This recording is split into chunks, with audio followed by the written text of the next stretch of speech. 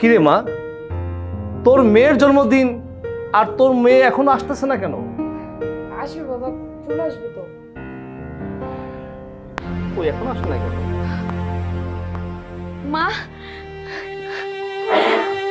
মা কেমন আছো তুমি?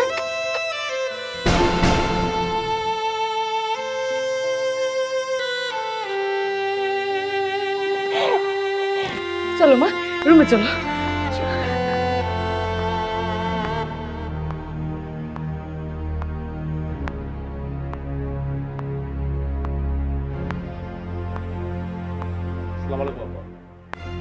ওয়ালাইকুম আসসালাম।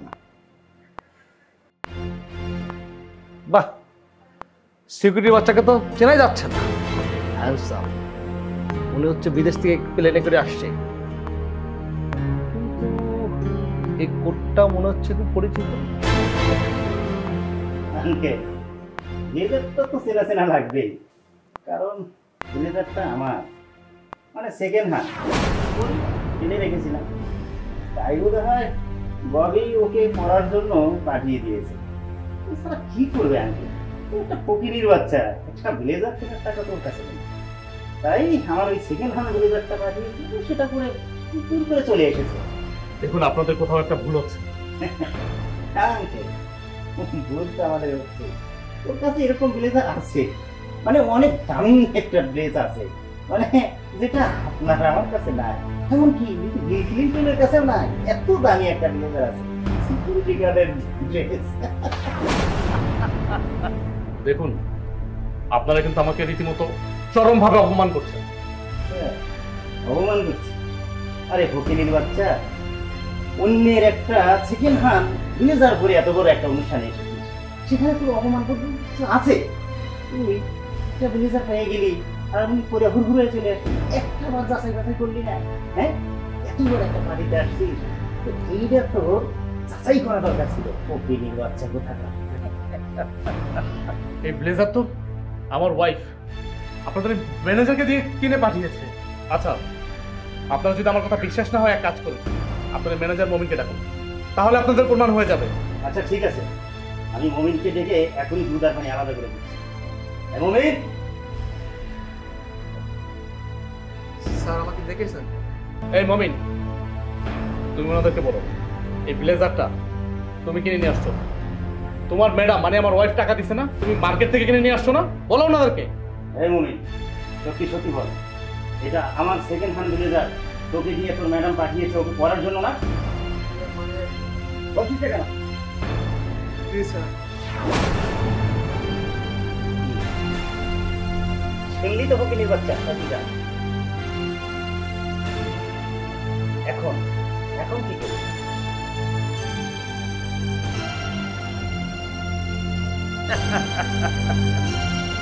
একটা ব্লেজার কেনার ক্ষমতা নাই, ফুটানি করে শালা ফকিরের বাচ্চা।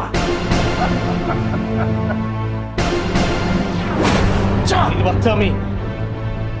দেখো ববি দেখো, যাকে তুমি আরেকবার সুযোগ দিয়েছো সে তোমার বাবাকে মেরে ফেলছে। আমি ফকিরের বাচ্চা। কি করতেছো তুমি? তুমি তুমি এখন আমার বাসা থেকে বের হয়ে যাও। তুমি আমার কথাটা একটু শোনো। আমি তোমার কোনো কথা শুনতে চাই না, তুমি এই মুহূর্তে বের হয়ে যাবে। তুমি আমার কথাটা শোনো। আমি তোমার কোনো কথা শুনতে চাই না। তুমি যদি আরেকটা থাপ্পড় না খেতে চাও, এই মুহূর্তে আমার বাসা থেকে বের হয়ে যাও। ফকিরের বাচ্চা, ববি কি বলছে শুনতে পাচ্ছিস না? বের হয় এখান থেকে।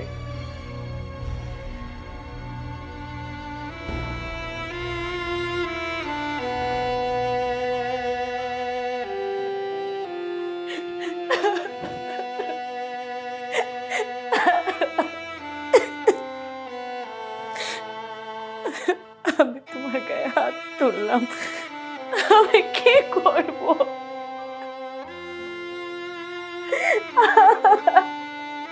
ম্যাডাম, সাহেবের কোনো দোষ নাই, সব দোষ আপনার বাবার আর আপনার বাবার বন্ধুর ছেলের। আপনার বাবা আমাকে যে 5 লক্ষ টাকা পাঠিয়েছে, এইটাও একটা প্ল্যান। আমি যে ব্লেজারটা সাহেবকে দিয়েছি, এইটা ছিল আপনার বাবার বন্ধুর ছেলের প্ল্যান। আসলে ম্যাডাম, এই সব কিছুর জন্য আমি দায়ী। আমি একটা পাপী ম্যাডাম, আমি একটা খারাপ মানুষ। আমাকে যে শাস্তি হয় সেই শাস্তি দিন ম্যাডাম। আমি আর আপনার বিরুদ্ধে নাই। পারলে পারলে আমাকে ক্ষমা করে দিন, ক্ষমা করে দিন।